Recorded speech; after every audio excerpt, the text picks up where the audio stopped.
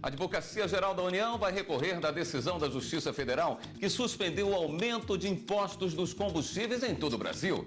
Você vai ver também. Pesquisa revela que uma tentativa de fraude é aplicada a cada 17 segundos no Brasil.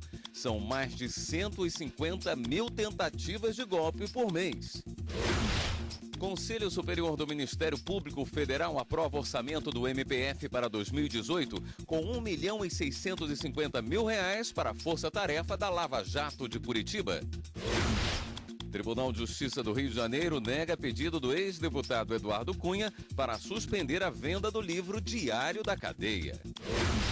Ministério Público Federal recorre da sentença do juiz Sérgio Moro, que absolveu Adriana Anselmo, mulher de Sérgio Cabral, dos crimes de lavagem de dinheiro e corrupção passiva.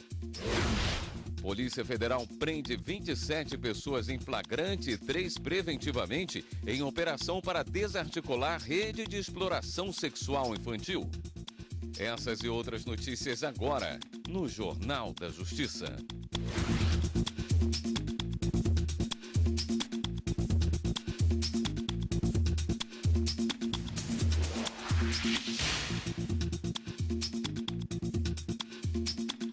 Boa noite. A Advocacia Geral da União ainda não foi notificada oficialmente da decisão da Justiça Federal de suspender o decreto que aumentou o imposto sobre os combustíveis, mas já prepara o recurso que será apresentado ao Tribunal Regional Federal da Primeira Região, com sede em Brasília. Os preços dos combustíveis que estavam em desaceleração subiram na sexta-feira passada. Com o aumento das alíquotas do PIS/COFINS, o imposto sobre a gasolina passou de 38 para 79 centavos por litro, um acréscimo de 41 centavos. No diesel, passou de 24 centavos para 46 centavos e etanol de 12 para 13 centavos. A previsão de receita adicional até o fim do ano é de 10 bilhões e 400 milhões de reais. 5 dias depois do decreto do governo, em decisão liminar, o juiz substituto Renato Boerelli, de Brasília, suspendeu o aumento dos tributos em todo o país. Ele observou que não foi cumprido o prazo de 90 dias entre a edição da norma e a entrada em vigor. Acrescentou também que a elevação deveria ter sido feita por lei e não por decreto. A suspensão dos efeitos do decreto tem, por consequência, o imediato retorno dos preços dos combustíveis praticados antes da edição da norma, assim que o governo for notificado.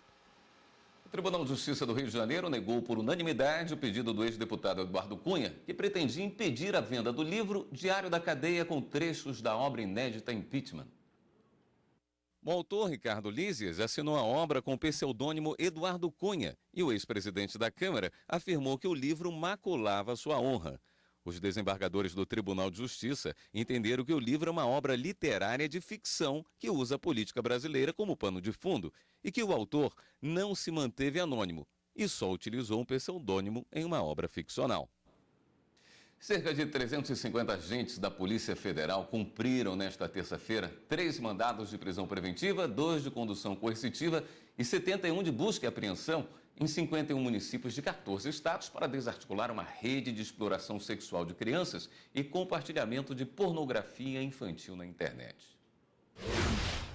Além dos 3 presos preventivamente, 27 pessoas foram presas em flagrante. Os investigados produziam e armazenavam fotos e vídeos de crianças, adolescentes e até mesmo de bebês com poucos meses de vida, muitos deles sendo abusados sexualmente por adultos, e as enviavam para contatos no Brasil e no exterior. Segundo a Polícia Federal, foram presos pais que abusavam das filhas, um idoso de 80 anos, 2 funcionários públicos que usavam os computadores do trabalho para compartilhar pornografia infantil, além de professores, médicos, estudantes e um porteiro.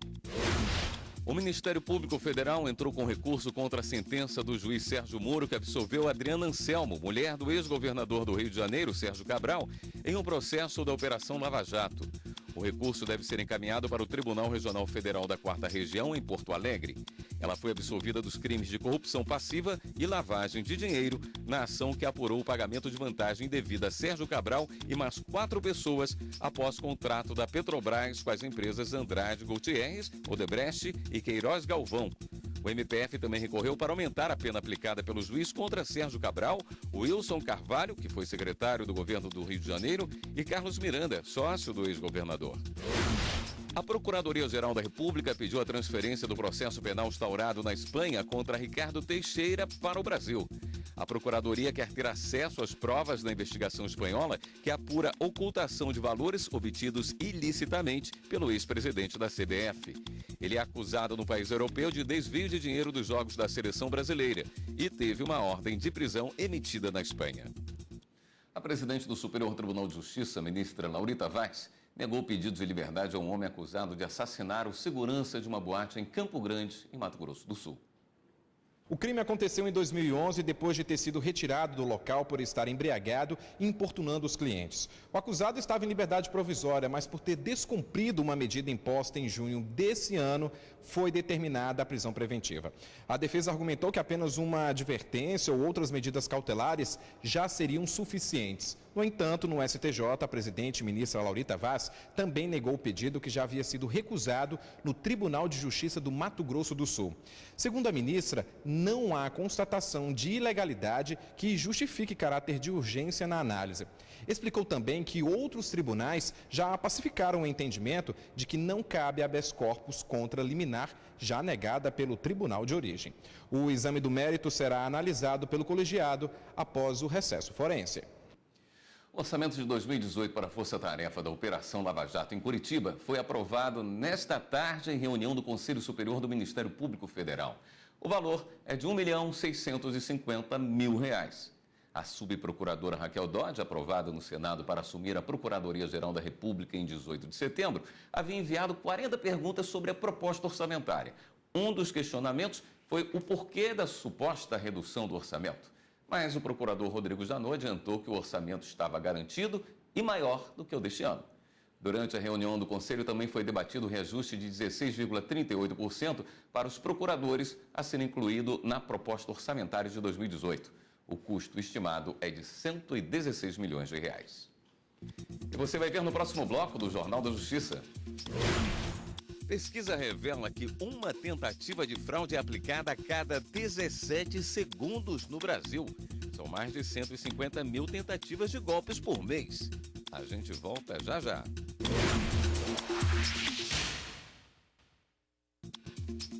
O Tribunal Superior do Trabalho manteve decisão que negou o recurso a um ex-gerente de banco que pretendia receber a indenização por danos morais por quebra de sigilo bancário.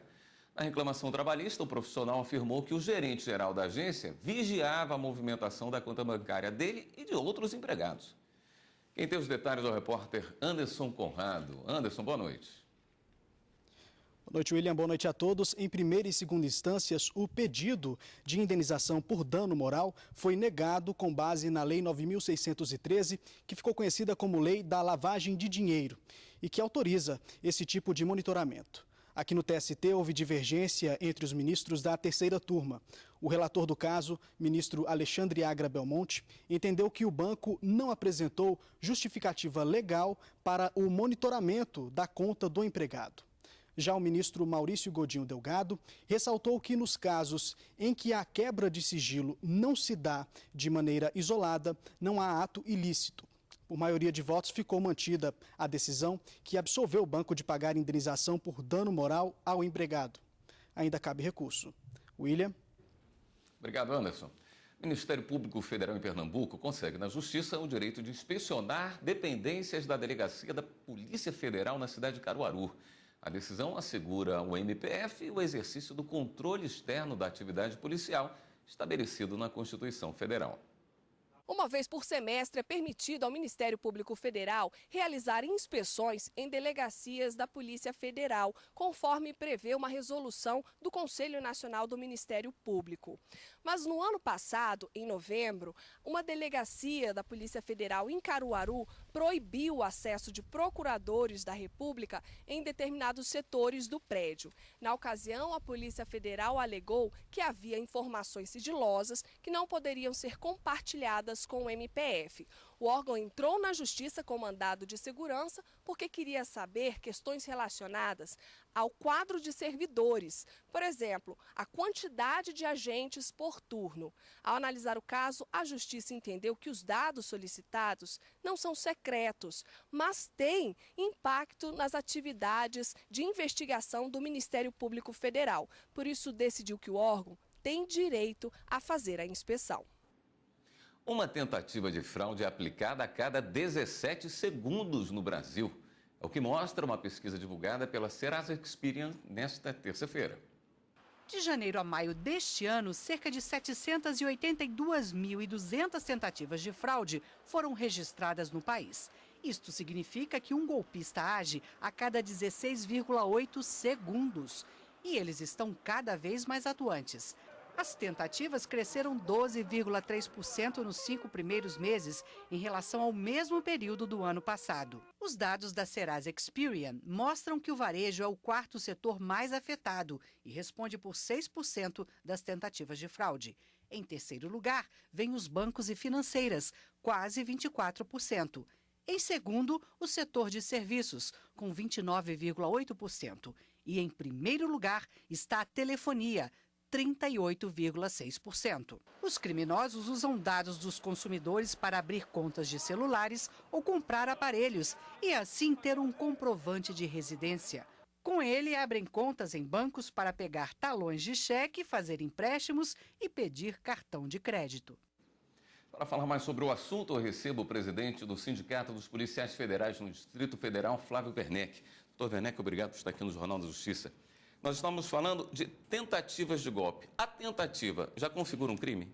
Na verdade, essa tentativa já de buscar senhas, de invasão, de parte tecnológica, como constatado e colocado pela matéria, já pode indicar uma invasão à privacidade, portanto, já pode indicar um crime ali cometido.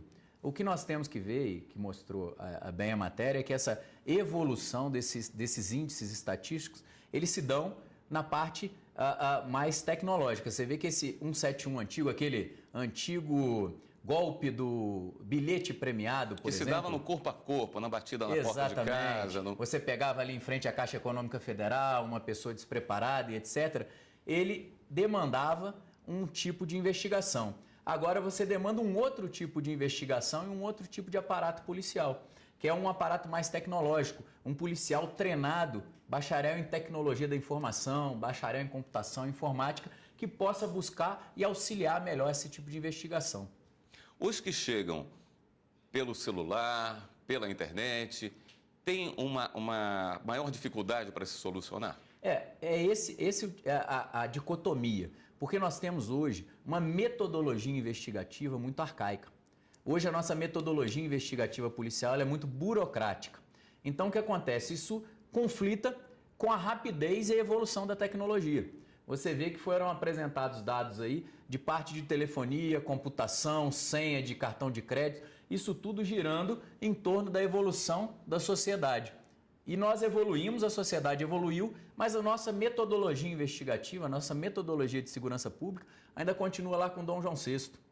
Ainda continua atrasada e muito burocrática. Nós temos que desburocratizar, trazer as boas práticas dos países onde o combate a esse tipo de crime é um combate eficiente. Hoje, nossa eficiência, salvo o melhor juízo, é de menos de 4% nesse tipo de crime.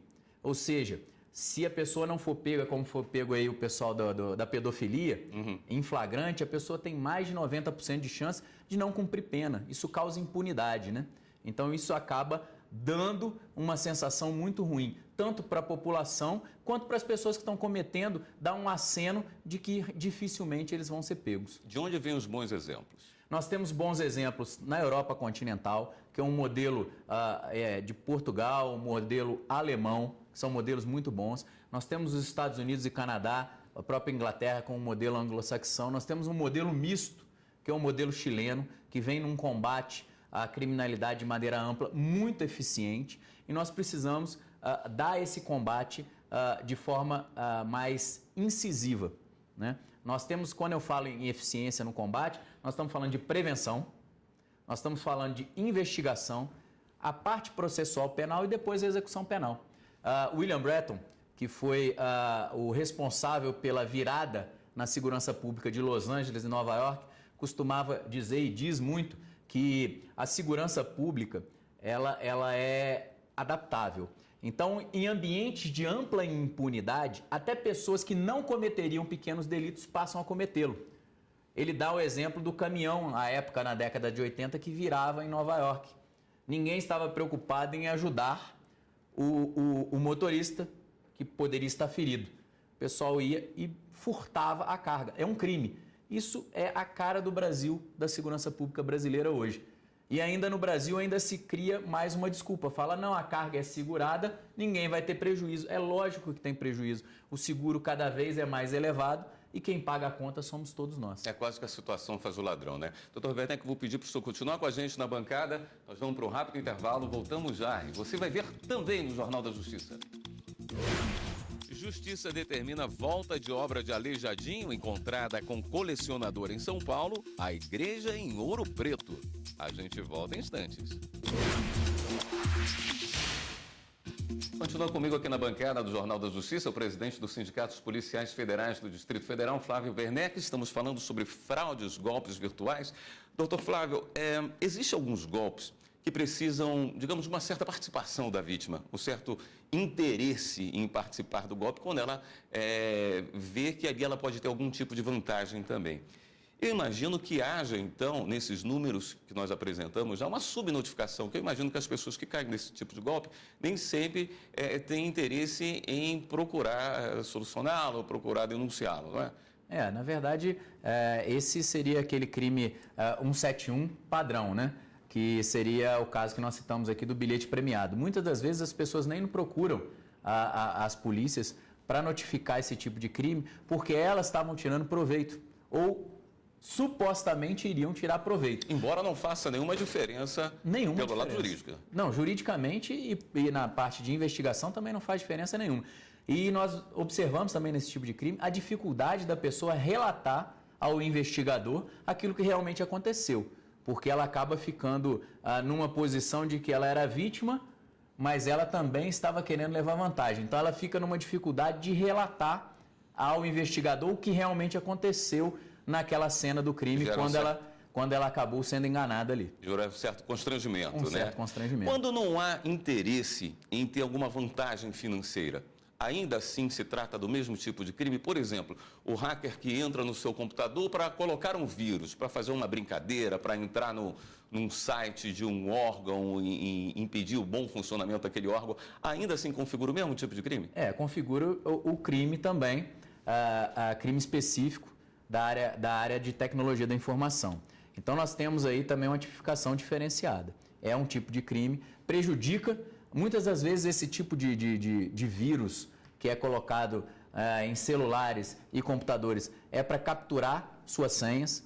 Então são vírus cavalos de Troia, que eles capturam a sua senha e passam a utilizar aquele tipo de senha. Seja para mero deleite do hacker, para postar em algum site como aconteceu, quebrei várias senhas, seja para utilização mesmo para auferir algum tipo de ganho.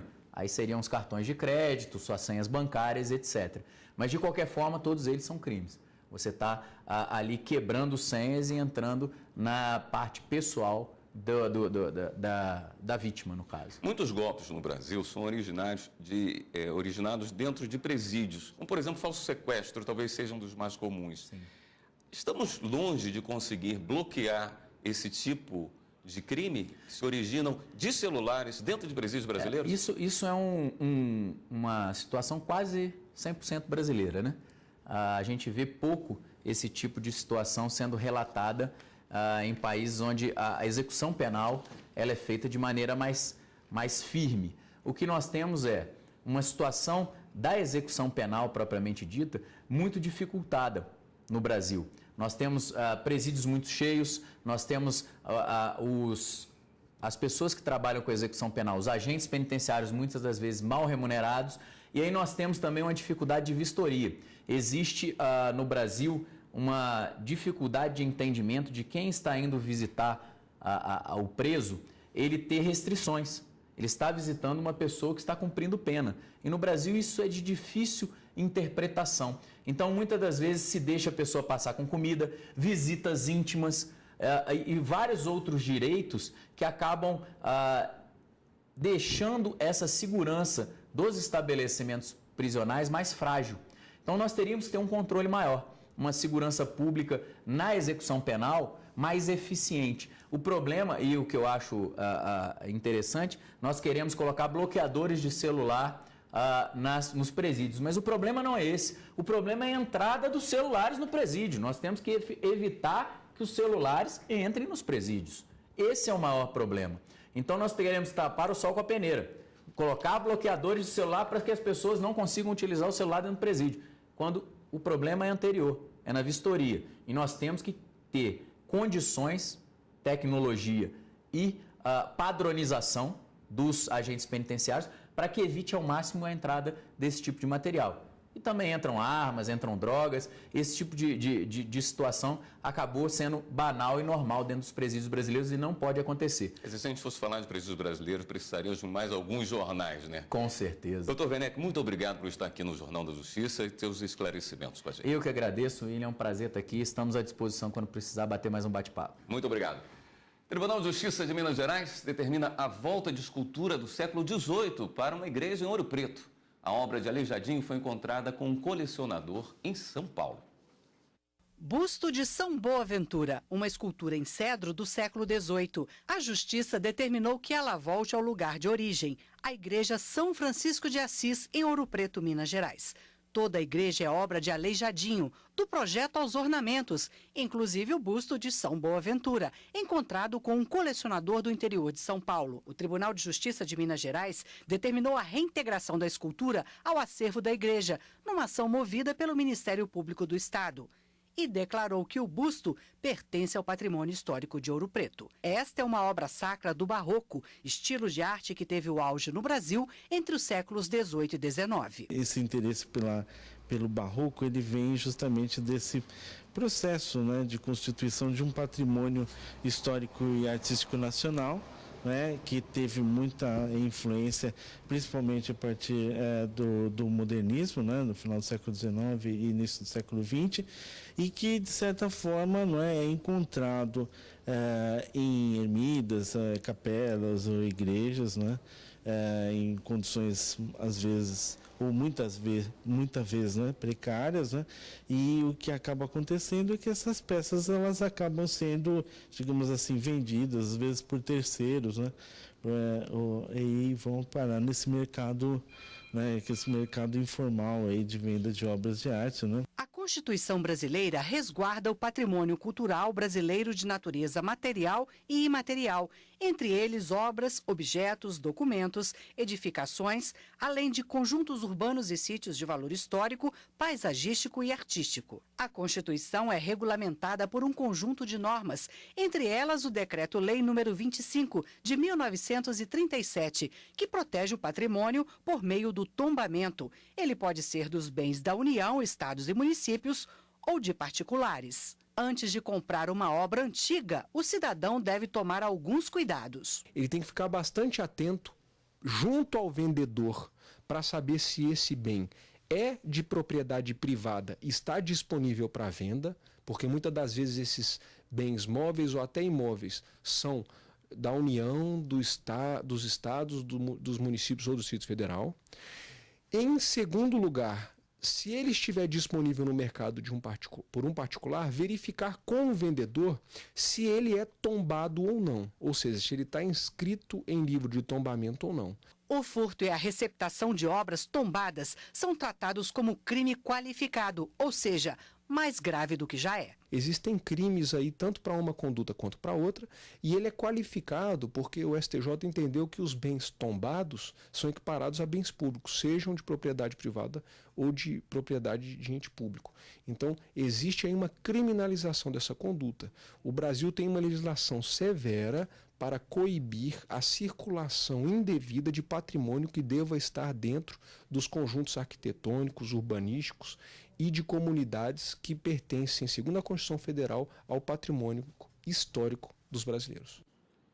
O Saber Direito desta semana é sobre justiça eleitoral. Wesley Machado, professor de Direito Eleitoral e Constitucional, fala sobre a composição do TSE e dos TREs. Ensina também sobre crimes eleitorais, sistema de votação eletrônica e diferenças entre zona e sessão eleitoral. É nas aulas do Saber Direito de segunda a sexta, às 8 da manhã e às 11h30 da noite. O Jornal da Justiça fica por aqui. Outras notícias do Judiciário você acompanha amanhã, 13h da tarde, no Jornal da Justiça, primeira edição.